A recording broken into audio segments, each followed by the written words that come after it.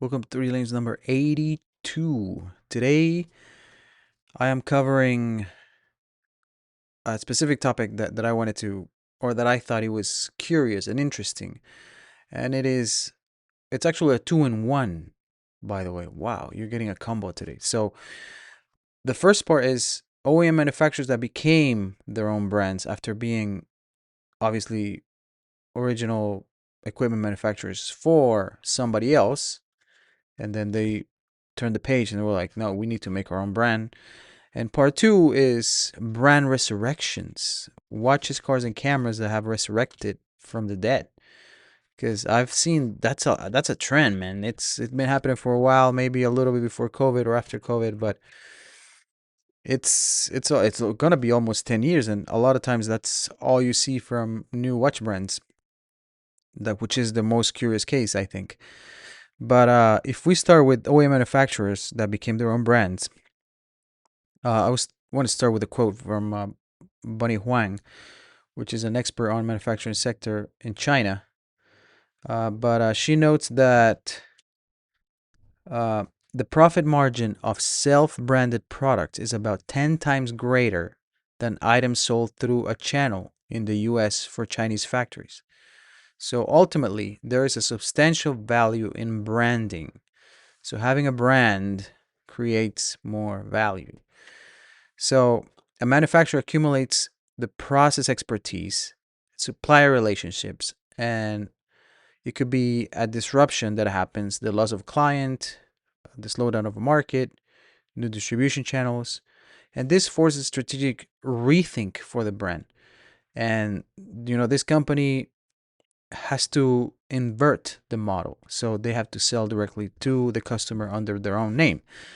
So we have a great example here, which is Squale. And I'm not going to say too much here because our next episode, spoiler alert, is Squale. So this brand was founded as Von Buren SA in 1946. It was registered as Squale in 1959, and it spent its first 15 years building dive watches case for Blancpain. You have to know Blancpain. Tag Heuer with their 1,000-meter professional. They also manufacture for Doxa, Sin, and many other smaller brands. But the shark logo only appear on the case back, and their customers had their logo on the face or dial of the watch. So their pivot to selling under the Squale brand happened in 1974, and this was building by a parallel business. They did not stop manufacturing for the other brands. They just created another branch of their same business. But we have another story, which is the Erwin Picares SA. And Erwin Picares is a parallel story to Squale, but these guys used to manufacture the super compressor case, the twin crown dive watch that Longines used to use, IWC, Wittnauer, and others, right? But EPSA, Erwin Picares SA, never fully transitioned to their own brand. So that's why Squale is the best example that we have here. Something adjacent is Sellita, and this happened when the Swatch Group restricted ETA movement supplies to non-group brands in the mid-2000s. So Sellita, which was founded as a movement supplier, they used to manufacture for ETA, kind of like overflow, I guess. But I mean, they have not made their how can we say it? They have not launched their own consumer watch brand, right? So they don't sell directly to the people that wear the watches, but they do sell the movements. There's a movement supplier for a bunch of micro and independent brands. So the SW200-1, right? That movement is known by pretty much every enthusiast out there. Now, if we switch to car industry, we have Lamborghini, right? Our first example is Lamborghini. They switch. Oh, actually, it was actually founded by Ferruccio Lamborghini, And he made his money manufacturing tractors after World War II, and they began in 1948. By 1951, they had their own first fully in-house tractor, but they used to salvage surplus military hardware, and they would make the tractors with that. And they started with the L33, and by the early 1960s, the factory had around 400 people, making around 25 tractors per day. And then he had an argument with Enzo Ferrari about a defective clutch, and the argument went that way that he said, "Well, I'll make my own supercar or car, whatever." So, Automobili Lamborghini was founded in 1963, and the Lamborghini Trattori business continues independently to this day under uh, same Deutz-Fahr ownership. Next, we have Toyota. Toyota began in 1926, and they used to make looms, industrial looms. So, the looms that make the fabric, or that intertwine the thread to make fabrics and stuff. So, the founder, Sakichi Toyota, his son, Kishiro, established the car division in 1935. The loom business still going, and they also manufacture forklifts to this day. So they have a diversified business right there. Peugeot is another one. It roots to 1810. They used to manufacture steel, industrial steel, and they used to make coffee grinders, saws, umbrella frames, and springs before moving to bicycles and then cars. They are the oldest automotive brand still in operation. Next one, we have Mazda. They began as a cork manufacturer in Hiroshima in 1920. They diversified to drilling equipment and lamps, and then they moved to automotive production in 1931. Next, we have Hyundai, who started in 1947. They were an engineering and construction firm, and then they moved to automotive manufacturing through a 1968 collaboration with Ford to produce the Cortina. Crazy. Finally, we have Mitsubishi, who was founded in 1870, 1870, and they started manufacturing banking and commerce before they enter the automotive production, and they developed the first Japanese passenger car in 1917. All right, now moving to brand resurrections. And what is a resurrection is what makes it possible, right? There's two things that makes it possible. The residual brand equity, which there has to be a collector, enthusiast, or consumer who remembers and values the name. And then a mechanism for preserving or acquiring the intellectual property of this brand. So those two things have to happen before a brand can be resurrected. And there's an article in Europa Star, the watchmaking journal, that identified two distinct revival models: the traditional approach, requiring heavy industrial investment, like Univers Genève with or UG with Breitling, and then the disruptive model using e-commerce. You can get like Salida movements, right? Miota movements, social media, crowdfunding, all that stuff. But the watch industry resurrections, for example, between 1970 and the mid 80s. This is a key period, right? Because the number of Swiss watch companies during that time was around 1,600 brands. And then because of the quartz crisis, it fell to fewer than 600. So you have plenty of brands that if you want to resurrect one.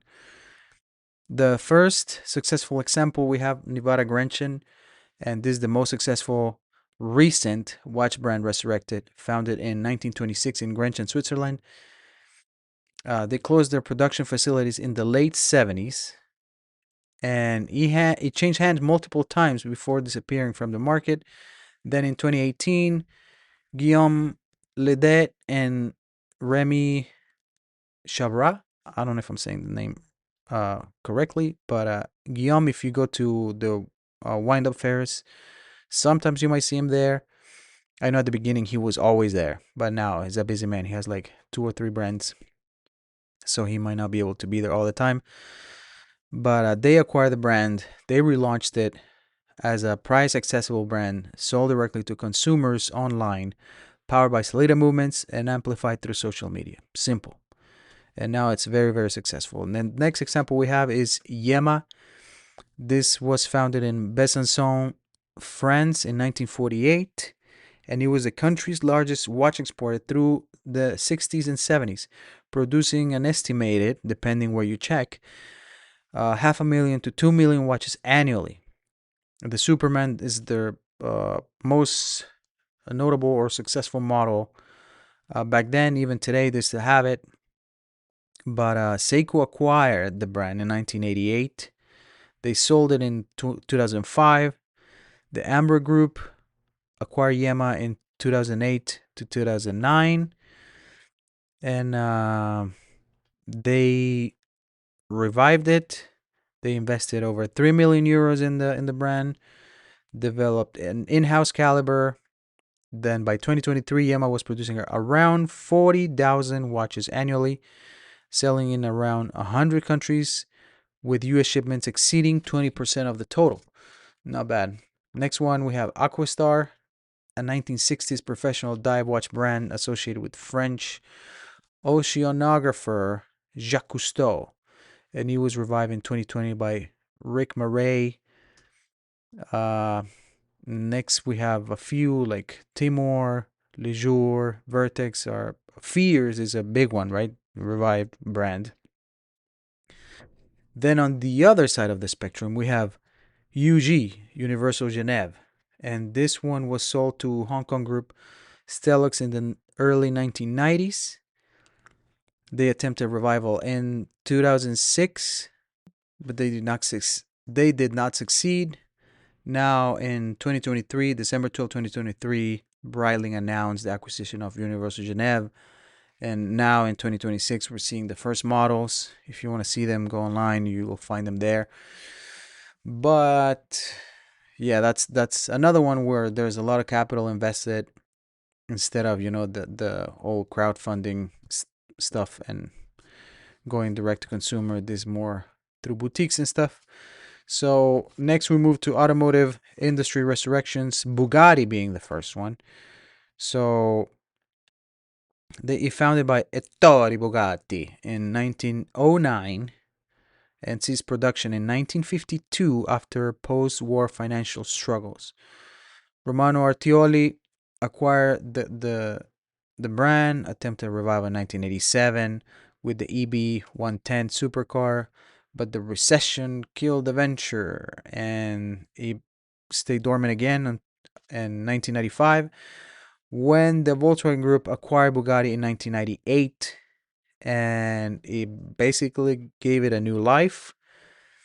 And you know the Veyron, the Chiron, all those cars were famous because of the Volkswagen Group. But in 2021, Volkswagen sold Bugatti to the Croatian EV startup Rimac. And if you don't know Rimac, maybe you should, and you should go Google it. But next is Lamborghini, and they experienced bankruptcy and 6 ownership changes between the early 1970s and 1988 when Volkswagen Group acquired them. And, back with the resources that they have, they created the Murcielago and Gallardo.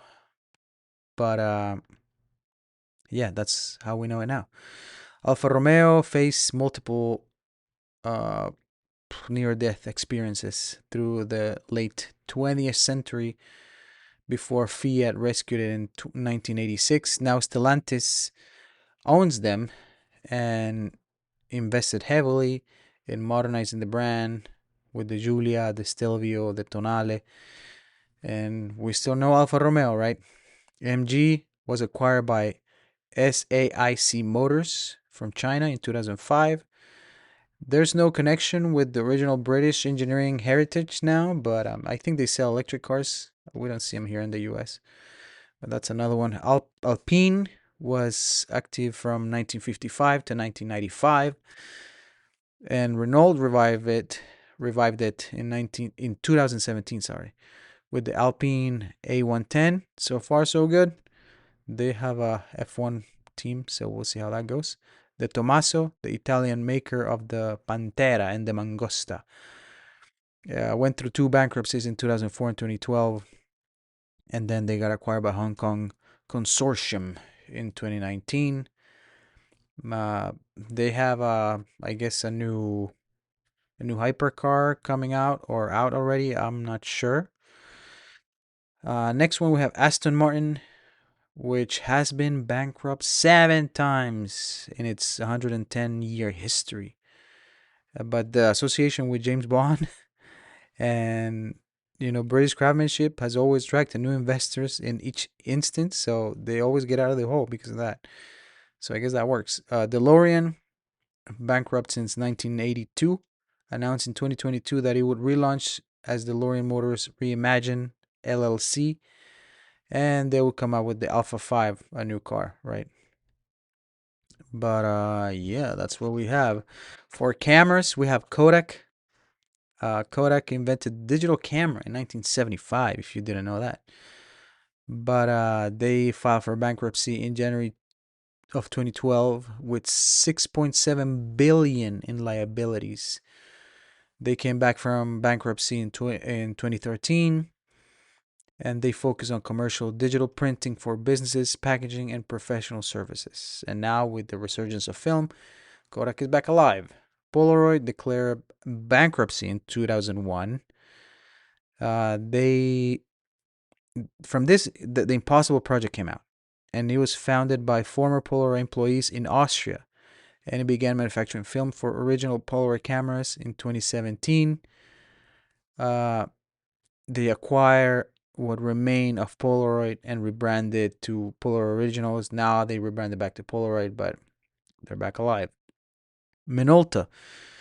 Minolta invented the in-camera autofocus system, curiously, with its 1985 Maxim 7000. And this revolutionized the SLR. Maybe Minolta should be a brand that we should do a podcast about. But they had a dispute with Honeywell over the autofocus technology, over the patent, right? Who invented what? And because of all the financial not struggles, but the financial burden that something like this gave to the company, they struggled quite a bit. And at the end, by 2003, they merged with Konica, and they formed Konica Minolta, which also struggled because of the move to digital. But then this whole technology was sold or acquired by Sony. I don't know which one's right, but this became the foundation to the Sony Alpha mirrorless camera system. So technically, Minolta lives within Sony, or in the spirit of Minolta lives in Sony. Olympus was destroyed by a 1.7 billion accounting scandal revealed in 2011, and sold its camera division to a private equity firm in 2020. It was rebranded as OEM Systems in 2021, and now they continue to make Micro Four Thirds cameras for professionals and enthusiasts. Next, we have Pentax. Survived the digital transition through acquisition by Ricoh in 2011, but by 2022, Ricoh announced a fundamental restructuring that basically said, we're not going to make more DSLRs, so technically Pentax can be qualified as maybe dead. But the loyal community they have keep them alive, so I don't know if that counts as a resurrection. Leica is another example. After multiple ownership difficulties in the 1990s and the early 2000s, an investment group anchored by the Kaufman family of ACM provided stability from 2004 onwards, and now we know Leica as the luxury brand for cameras. But these are my examples of resurrection of brands. I hope you found something interesting from this episode. Thank you for sticking around. Thank you for listening. I appreciate your time. I will see you next time.